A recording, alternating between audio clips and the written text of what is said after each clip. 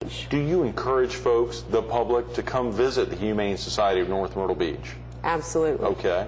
Let's go over the times real quick, and just if folks need to have any special, I mean, do you have any animals there they'd be afraid of, or are there any issues there? Nope. Okay, good. Actually, it's very friendly. Great, good. We kind of name them like the Walmart greeter. Wow, you know, when you great. walk in, the cat and dog are standing there saying, hey, pick me, take me home. But our hours, we're there Tuesday through Saturday. Tuesday through Saturday. We're closed on Sundays and Mondays. Right. We are there till 5.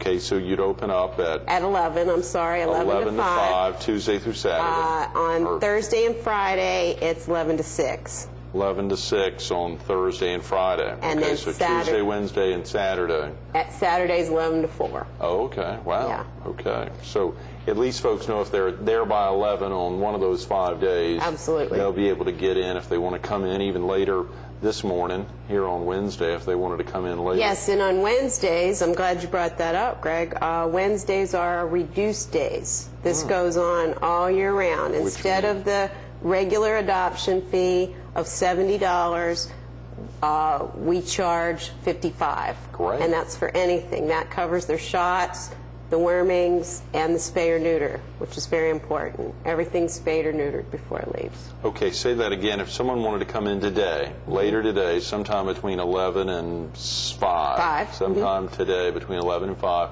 they'd save $15, so it's surely worth the trip today. But what all is included in that adoption? The shots, the distemper shot and the rabies shot, the animal's worming, and the spay or neuter. All right? Depending on if it's a male or a female. If it's a cat, the feline leukemia test, and if it's a dog, the heartworm test.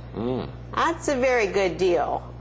You check with any of the veterinarians, and they're going to tell you the same. That's saving them a lot of money by coming to a humane society and getting an animal. That's tremendous. And now, for folks who aren't familiar with the Humane Society, what does that mean exactly? These are dogs and cats that just had not been taken care of, or lost a home, or had been in a home, and the owners just couldn't, or so the owner passed away. How does a Humane Society normally get all of the above? Yeah. Okay. Really, I think you touched on quite a bit of it. Some people have allergies, as yourself. Right. Yes, to cats. That's right. And they may not have the allergies until they get an animal, say a cat. It's usually a cat. Right. Sometimes people pass away. There's no family member to take them. They move here, and they're not allowed to have animals. Their lease states that, and they try to sneak them in. Right. They have a new baby. They're more in tune to the baby. The dog or puppy gets jealous. There's all kinds of different reasons, but I think, to sum it up, all shelters and all humane societies are there for these animals because they have nowhere else to go. It's like children that have no parents. They have to live somewhere, right? You know, and that's what shelters are for. And I guess that's why we'll always be around. I hate to say it. The Humane Societies, y'all are supported by the government at all, or entirely by donations? Donations, by these fundraisers that we do, and we get some money allotted to us from the city of North Myrtle Beach. City of North Myrtle Beach. Right, because it's their shelter. We don't own it, it's their land. We basically just operate it and take care of all the animals. And I'm sorry, I should touch on that too. Animal control from the city, when they pick up animals, those animals come to us. Y'all are located where, Michelle? For a viewer who would be coming in, let's say, from Conway or in from Myrtle Beach, are you easy to find? No, we're not. Okay, good, yeah. But and I'm going to be real honest. 4948 number, 249-4948, if they want to call and to get better directions, or just right now, just a ballpark. All right, usually everybody now knows where the Aquatic and Fitness Center is, okay?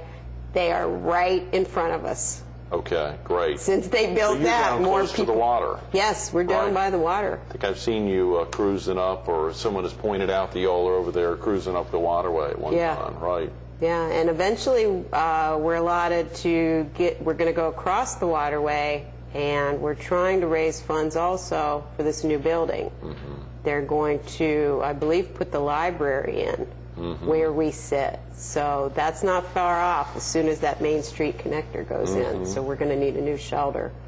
For folks who didn't grow up with pets oftentimes, and I think I shared that with you a few years ago, and around that same time, an ex-girlfriend of mine hates me to mention that her dog had bit me, but that was a big issue for me, or Great Dane. It's traumatic. Which is a difficult thing. And in addition, oftentimes not growing up with pets, my daughter talks about a dog all the time now, and wanting to get a dog for her 5th birthday, which unfortunately falls on the same day of y'all's big event. But of course, you know, the dogs and cats are a big deal for folks. Are there special aspects that viewers would need to have to take on? What are some of the big responsibility pieces of owning either, let's say a dog?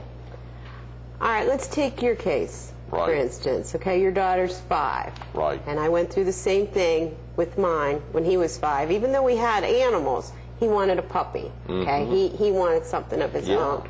You have to realize, as the parent, you're going to be responsible. Okay. Okay, and if you work a lot, like I do and you do, it's hard to keep up. You got to do the housebreaking. They go through the chewing stage. You got to put them on a leash and walk them. Cats are much easier. But as you said, you're allergic. So everybody has different, they need to sit down and think about this. It bothers me when people come in with their 1- and 2-year-olds to get that child, a puppy or a kitten, okay? It just doesn't work that way. Animals live a long time now. Animals can live to be 25 years old. Is that right? 25 of our years. When we hear about dog years, it's, I mean, you're thinking 25, that child will be in college. Right. And you're going to still be taking care of that animal. Yeah. And if you do it properly, it can add up to some money. And time, you know, the years go on. So it's a big responsibility. And if you work a lot and you don't have time, don't get an animal. Come to the shelters, and I say shelters because we are all overcrowded right now. Just come down and walk the dogs, or bring a donation of food or cat litter. Do something like that. Just don't get a puppy that's going to grow into a 60-pound dog that you don't have room for in your condo. Sure. One issue I'm sure a lot of folks face is they're raising a child, and oftentimes, unfortunately, parents will split. Exactly. And then pets suffer. Pets are in a difficult position there. Are they malleable enough, or dogs malleable enough, or cats to go from home to home, or do they really need to stay in one home? You prefer that they stay in one home, but it's amazing when we get these in, some of the stories that I hear, it might be their 4th or 5th home because the original 2 people split up. Went with one, and then it went with another, and then it went down the street. This is not good for any animal's mental thing, because they just get used to being somewhere and then they're uprooted. Again, we're back to, it's a lifetime commitment for that animal. Try and get something that you think is good for your environment and yourself. Again, I have a lot of older people that want a kitten or a puppy. People in their 80s. And looking for companionship. Exactly, which is fantastic. But I try to steer them away from that kitten or puppy and maybe get a 4 or a 5-year-old cat. Something that's not going to scratch up their tender skin or they're going to trip over. We try to, I've got a great staff, and we try to counsel people. It's not you walk in the door and we start throwing animals at you. No, you need to think about it and look around. There's so many more questions I want to ask Michelle. Every time we go through this, we're close to running out of time. But do you ever have volunteer needs? Absolutely. Viewers who would want to try to find your tough-to-find location, but if they called, again, 249-4948, or went online to humanesocietynmb.org, are there volunteer opportunities? Absolutely. They'll probably speak to a volunteer that answers the phone because the staff is just so busy with the animals. Absolutely, they can come in and they can answer phones. They can help us with fundraisers at these different locations that we go to. They can bathe puppies. They can walk dogs. People that want to lose weight. all you have to do is go to a shelter and walk 1 or 2 dogs on your lunch hour, and you're going to start losing weight. I like it. It helps the dogs and it helps the people. So yes, volunteers are very important. Do you work in tandem, since you said you obviously get tremendous support from the city of North Myrtle Beach, a lot of volunteer donations, folks coming out on Saturday, September 8th to be there for this Paws Across the Ducks Across the, say it again, Paws. You got it. Is it Paws Across the Water. That's right, Paws Across the Water, events like that. But do you work in tandem with the Grand Strand Humane Society ever? Or now is there an Horry County Humane Society also? There is, yes. There's 3 Humane Societies now, right in one small area. We, everybody does their own fundraising, but we all keep in touch as to when people are losing it, have lost something, we'll call and say, do you have this? Because this is a big area and people don't know where to take animals when they lose them. Yes, there's a lot of communication as far as the lost and found, and maybe certain people that shouldn't adopt. If they come down and there's a problem with that, they'll usually pass it on, and we will do the same. Those are good not ones. Everybody needs to have an animal. Right.